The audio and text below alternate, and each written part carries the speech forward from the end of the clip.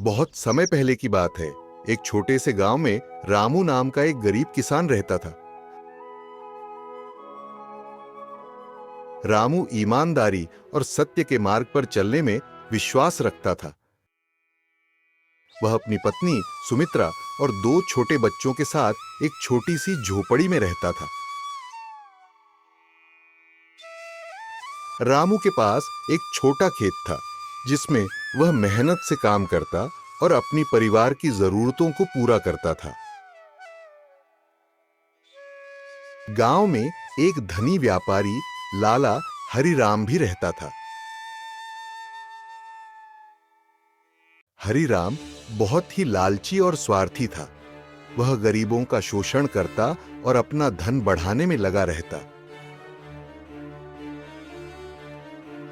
उसकी नीयत इतनी खराब थी कि वह किसी को धोखा देने में भी नहीं हिचकिचाता था। जल्दी से काम करो निकम्मो, अभी तक क्या कर रहे हो? जी मालिक। रामू को अपनी ईमानदारी के कारण गांव में हर कोई पसंद करता था। उसकी सादगी और सत्यनिष्ठा के किस्से दूर दूर तक मशहूर थे। एक दिन रामू खेत से लौटते समय गांव के रास्ते पर एक भारी थैला पड़ा हुआ देखता है। उसने पास जाकर देखा तो पाया कि थैले में सोने के सिक्के हैं। रामू ने चारों ओर देखा लेकिन वहां कोई नहीं था। रामू ने सोचा, इतना सारा धन ये किसका होगा, यहां कैसे आया? अब मैं क्या करूं? यह धन किसी का है और इसे लौटाना मेरा कर्तव्य है।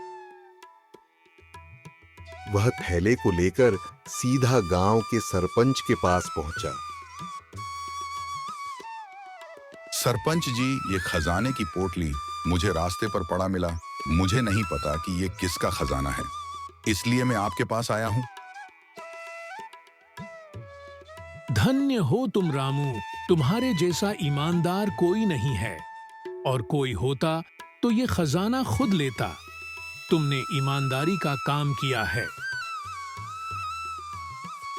सरपंच ने रामू की ईमानदारी की सराहना की और थैले का मालिक ढूंढने का वादा किया।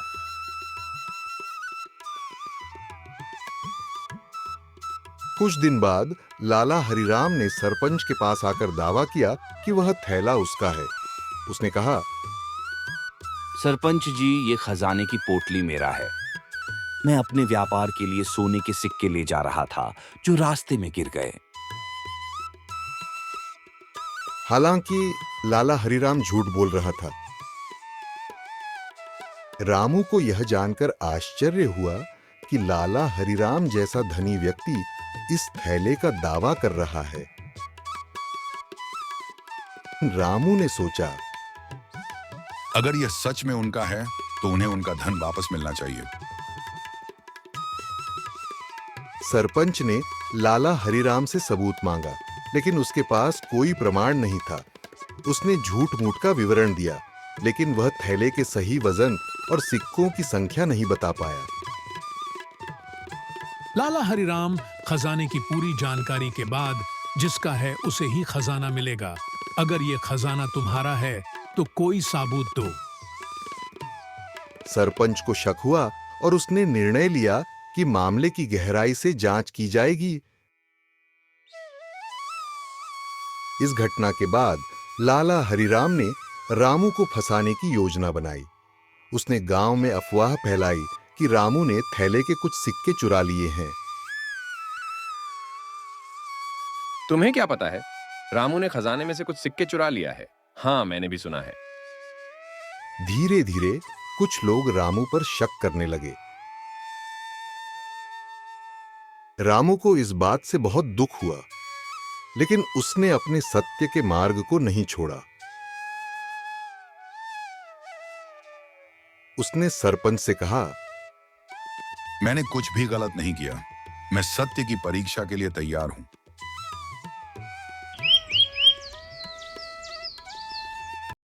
सरपंच ने पूरे गांव को इकट्ठा किया और कहा, हम इस समस्या का हल ढूंढेंगे।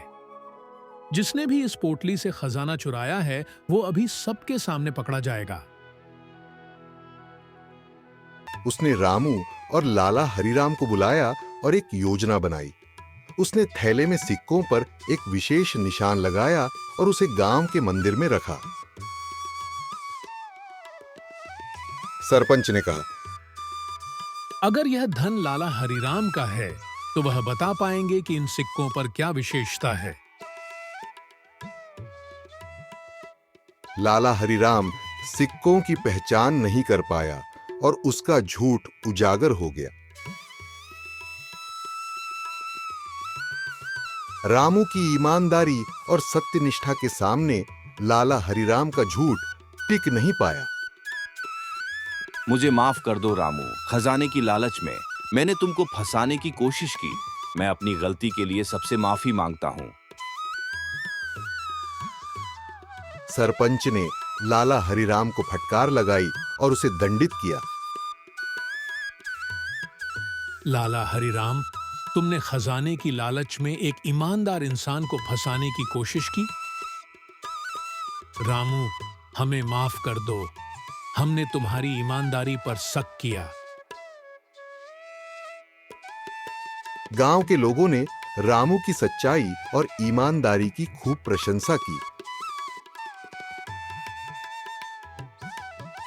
रामू ने साबित कर दिया कि सत्य के मार्ग पर चलने वाला व्यक्ति कभी हार नहीं सकता।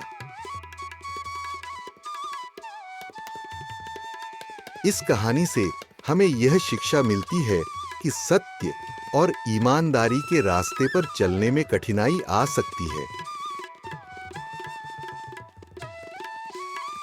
लेकिन अंत में जीत सत्य की ही होती है। सत्य को कोई झूठ पराजित नहीं कर सकता।